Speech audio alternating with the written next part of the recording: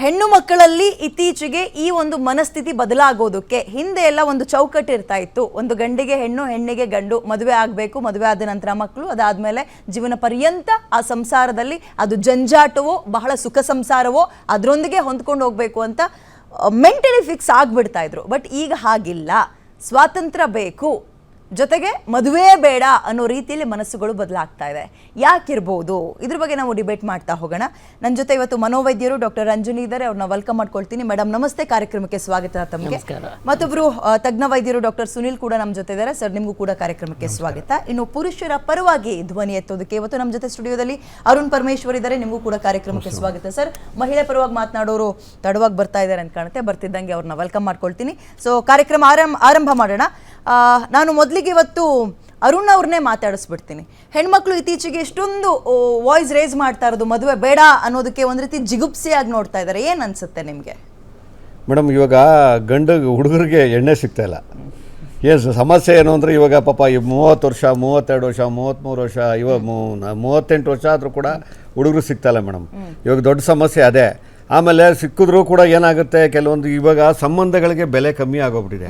ಆಮೇಲೆ ಮೊದಲು ಥರ ನಾವು ಈ ದೊಡ್ಡವ್ರಿಗೆ ಮರ್ಯಾದೆ ಕೊಡಬೇಕು, ಹಿರಿಯರಿಗೆ, ಆಮೇಲೆ ಅತ್ತೆ ಮಾವನಿಗೆ ಬೆಲೆ ಕೊಡಬೇಕು ಅನ್ನೋ ಕಾನ್ಸೆಪ್ಟಲ್ಲಿ ಕಮ್ಮಿ ಜನ ಯೋಚನೆ ಮಾಡ್ತಾರೆ.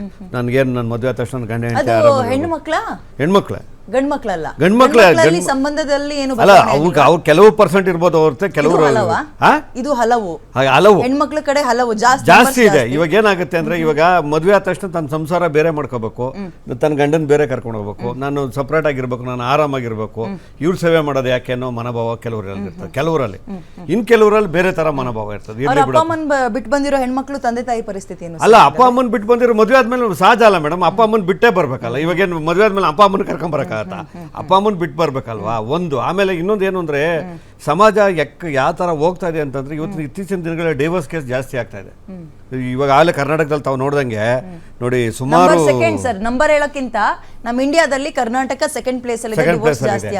ಅಲ್ಲಿಗೆ ನಿಮ್ಗೆ ಈ ಮದ್ವೆಗೆ ಏನು ಅಷ್ಟೊಂದು ಖರ್ಚು ಮಾಡಿ ಮದುವೆ ಮಾಡ್ಕೊಂಡು ಮತ್ತೆ ನಿಮ್ಗೆ ಏನ್ ಬೆಲೆ ಸಿಗುತ್ತೆ? ಒಂದು. ಎರಡನೇದೇನು ಅಂದ್ರೆ, ಇಬ್ರು ಕೂಡ ಇವಾಗ ಇಬ್ರದ್ದು ತಪ್ಪಿದೆ. ನಾನು ಒಬ್ಬರದೇ ಅವ್ರ ತಪ್ಪು ಇವ್ರ ತಪ್ಪು ಅನ್ನಲ್ಲ, ಇಬ್ರದ್ದು ತಪ್ಪಿರುತ್ತೆ. ಬಟ್ ಅದು ಅನುಸರಿಸ್ಕೊಂಡು ಹೋಗುವಂಥದ್ದು ಆಗಬೇಕು ಅಂತ ನನ್ನ ಅಭಿಪ್ರಾಯ. ಓಕೆ, ರಂಜನಿ ಮೇಡಮ್, ನಿಮ್ಗೆ ಏನು ಅನ್ಸುತ್ತೆ ಈ ರೀತಿಯಾಗಿ ಸಮಾಜದಲ್ಲಿ ಬದಲಾವಣೆ ಆಗ್ತಾ ಇರೋದು?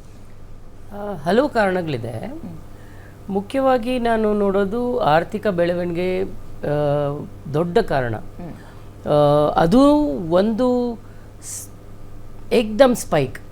ನಾವು 20 ವರ್ಷದ ಹಿಂದೆ ನೋಡಿದ್ರೆ ಬಹಳ ಸಹಜವಾಗಿತ್ತು. 30 ವರ್ಷದ ಹಿಂದೆ ಅಂದ್ಕೊಳ್ಳೋಣ, ಬಹಳ ಸಹಜವಾಗಿತ್ತು. ಸಂಬಳ 2,000 3,000 ತಿಂಗಳಿಗೆ ಬರೋದು, ಇಲ್ಲ ಮ್ಯಾಕ್ಸಿಮಮ್ 5,000 ಬರೋದು, 10,000 ಬರೋದು.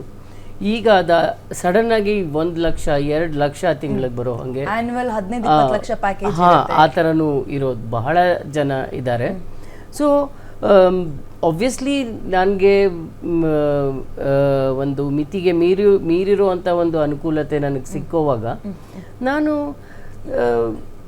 ಯಾವುದು ಬೇಡ, ನನಗೆ ಯಾವ ಸಂಬಂಧಗಳು ಬೇಡ, ನನಗೆ ನಾನು ಒರಿಜಿನಲ್ ಆಗಿ ನನ್ನ ಪಾಡಿಗೆ ನಾನು ಜೀವನ ಮಾಡೋವಂಥ ಒಂದು ಸಾಮರ್ಥ್ಯ ನನಗಿದೆ. ಇದನ್ನೆಲ್ಲ ನಾವು ಮುಂಚೆ ಸೆಲೆಬ್ರಿಟೀಸಲ್ಲಿ ನೋಡ್ತಿದ್ವಿ. ಯಾರು ಎಲ್ಲ ಅವ್ರಿಗೆ ಅನುಕೂಲತೆ ಇರೋವಾಗ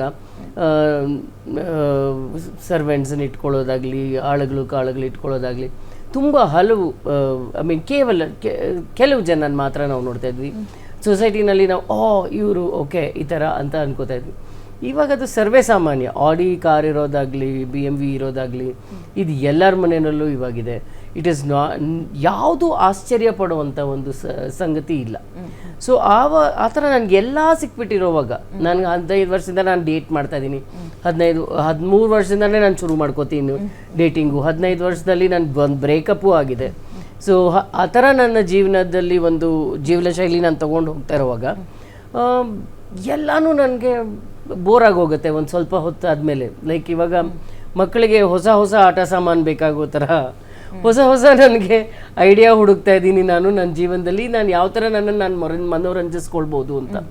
ಯಾವುದು ನನಗೆ ಸರಿ ಹೋಗ್ತಾ ಇಲ್ಲ ಅಂದಾಗ ನಾನು ಸಂಬಂಧಗಳೂ ಅದೇ ಥರ ನಾನು ಕನ್ಸಿಡರ್ ಮಾಡ್ತಾ ಇದ್ದೀನಿ. ಲಿವಿನ್ ಇದ್ರೂ ಪರವಾಗಿಲ್ಲ, ಅದು ಲಿವಿನಲ್ಲಿದ್ದಾಗಲೂ ನಾನು ಬೇರೆಯವ್ರನ್ನ ಡೇಟ್ ಮಾಡಿದ್ರೂ ಪರವಾಗಿಲ್ಲ. ಆ್ಯಂಡ್ ಏನೂ ಇಲ್ಲದೆ ನಾನು ಒಬ್ಬಳೇ ಇದ್ಕೊಂಡು ನಾನು 4 ಮಕ್ಕಳನ್ನ ಸಾಕೋತೀನಿ. ಇಲ್ಲ ನಾಯಿ ಬೆಕ್ಕ ಮೇನ್ ರೀಸನ್ ಸಾಕೋತೀನಿ. ಆರ್ಥಿಕವಾಗಿ ನಾನು ಸಬಲತೆ ಆಗಿರುವಾಗ ಬೇರೆಯವರ ಅಗತ್ಯ ಇಲ್ಲ, ಅಗತ್ಯ ಬೇರೆಯವರ ಇಲ್ಲ. ನೆರಳಿಲ್ಲ, ಆ ಅಗತ್ಯ ಒಂದು ಇಲ್ಲ ಅಂತ. ಸ್ಟ್ರಾಂಗ್ ಫೀಲಿಂಗ್ ನನಗೆ ಬರ್ತಾ ಇದೆ. One point is that. ಇನ್ನೊಂದು ಪಾಯಿಂಟು ಯಾವುದಕ್ಕೂ ಮರ್ಯಾದೆ ಇಲ್ಲದೆ ಹೋಗಿರೋದು. ಇವಾಗ ನನಗೆ ಮುಂಚೆ ಒಂದು ಚೌಕಟ್ಟು ನಾನು ಹಾಕೋತಿದ್ದೆ, ನನ್ನ ಒಂದು ಸಂಸಾರ, ನನ್ನ ಒಂದು ಗಂಡ, ನನ್ನೊಂದು ತಂದೆ ಅತ್ತೆ ಮಾವ, ನನ್ನೊಂದು ತಂದೆ ತಾಯಿ, ಆಮೇಲೆ ನಾನು ಈ ಮನೆಯಲ್ಲಿ ನಾನು ಹೆಂಗೆ ಬದುಕಿದ್ರೆ ಆ ಮನೆಗೆ ಯಾವ ಥರ ಒಂದು ಎಫೆಕ್ಟ್ ಬರುತ್ತೆ. ಸೊ ಇವೆಲ್ಲ ಪ್ಯಾರಾಮೀಟರ್ಸ್ ನಾವು ನೋಡಿಕೊಂಡು ಬದುಕ್ತಾ ಇದ್ವಿ. ಇವಾಗ ಆ ಒಂದು ಕಾಳಜಿ ನಂಗೆ ಕಾಣ್ತಾ ಇಲ್ಲ. ಅತ್ತೆ ಮಾವನ ರೆಸ್ಪೆಕ್ಟ್ ಕೊಡೋದಾಗ್ಲಿ, ಇಲ್ಲ ತಂದೆ ತಾಯಿಗೆ ರೆಸ್ಪೆಕ್ಟ್ ಕೊಡೋದಾಗ್ಲಿ, ಇಲ್ಲ ಅಣ್ಣ ತಮ್ಮಂದ್ರಿಗೆ ರೆಸ್ಪೆಕ್ಟ್ ಕೊಡೋದು. ಫೆಮಿನಿಸಮ್ ಅನ್ನೋದು ಹೇಗೆ ವರ್ಕ್ ಆಗ್ತಿದೆ ಇದರಲ್ಲಿ ಅಂತೀರಿ ಡಾಕ್ಟರ್? ಫೆಮಿನಿಸಮ್ ಗಿಂತನೂ ನಾನು ಹೇಳೋದು ಎಲ್ಲರೂ ಕಂದ, everybody is feeling that they are very important. ಎಲ್ಲ ಈಗೋ ಓರಿಯೆಂಟೆಡ್ ಆ್ಯಂಡ್ ಮನಿ ಓರಿಯೆಂಟೆಡ್ ಆಗೋಗಿದೆ. ಸೊ ಎಲ್ಲದನ್ನು ನಾನು ಹಣದಿಂದ ಗೇಜ್ ಮಾಡ್ತೀನಿ.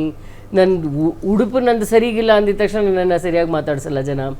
ನಾನು ಯಾವ ಥರ ನನ್ನ ಜೀವನ ನಡೆಸ್ತಾ ಇದ್ದೀನಿ, ಎಷ್ಟೋ ಸಾಧನೆಗಳು ಮಾಡಿರ್ಬೋದು, ಬಟ್ ಅವರು ಸಾಧಾರಣದ ಉಡುಪು ಹಾಕ್ಕೊಂಡಿದ್ರೆ ಅವ್ರನ್ನ ಕರೆದು ಮಾತಾಡ್ಸೋದು ಕೂಡ ಇಲ್ಲ ಜನ. ಸೊ ಇದನ್ನೆಲ್ಲ ನಾನು ಬಹಳ ಹತ್ತಿರದಿಂದ ನೋಡಿದ್ದೀನಿ. ಈ ಥರ ಒಂದು ಜನರ ಒಂದು ಏನಂತಾರೆ ವರ್ತನೆಗಳು ಬೇರೆ ಜನರ ಹತ್ರ. ಸೊ ಮುಂಚೆ ಇಷ್ಟೊಂದು ಮಾಲ್ ಇರಲಿಲ್ಲ, ಇಷ್ಟೊಂದು ಸರಾಯಿ ಅಂಗಡಿಗಳಿರಲಿಲ್ಲ, ಬಾರ್ ರೆಸ್ಟೋರೆಂಟ್ಸ್ ಇರಲಿಲ್ಲ. ಐಷಾರಾಮಿ ಜೀವನ ಅನ್ನುವಂಥದ್ದು ಈಗ ಸಾಮಾನ್ಯವಾಗಿ ಎಲ್ರಿಗೂ ಸಿಗ್ತಾ ಇದೆ. ಅಂಡ್ ಎಲ್ಲ ಥರದ ಹ್ಯಾಬಿಟ್ಸು ನೀನು ಇದ್ರೂ ನಿನ್ನನ್ನು ಸಮಾಜ ಒಪ್ಕೋತಾ ಇತ್ತು. So that is I don't care for the ಸಮಾಜ. ಇದು ಕರೆಕ್ಟ್.